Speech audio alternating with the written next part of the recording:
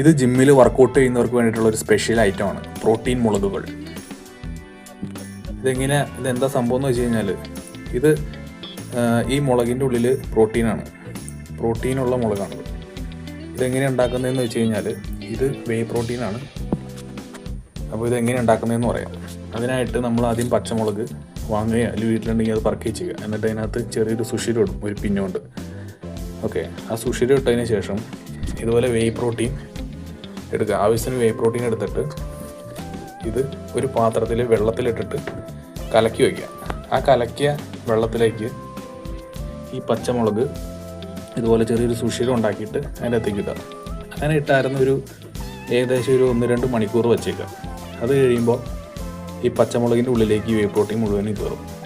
അങ്ങനെ കയറി കഴിഞ്ഞ് കഴിയുമ്പോൾ ഈ മുളക് നേരെ കൊണ്ടുപോയി വെയിലത്ത് വെച്ച് ഉണക്കിയെടുക്കുക. ചെറിയ രീതിക്ക് ഉണക്കിയെടുക്കുക. അപ്പോൾ അങ്ങനെ അത് ഉണങ്ങി കഴിയുമ്പോൾ ഇതിൻ്റെ ഉള്ളിൽ ഈ വേ പ്രോട്ടീൻ നന്നായിട്ട് പിടിച്ച് നല്ല അടിപൊളിയായിട്ടിരിക്കണം.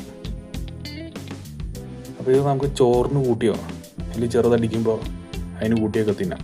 ഇത് വേ പ്രോട്ടീനാണ് ഇതിൻ്റെ ഉള്ളിൽ. അപ്പോൾ ഇത് വേ പ്രോട്ടീൻ മുളകായി.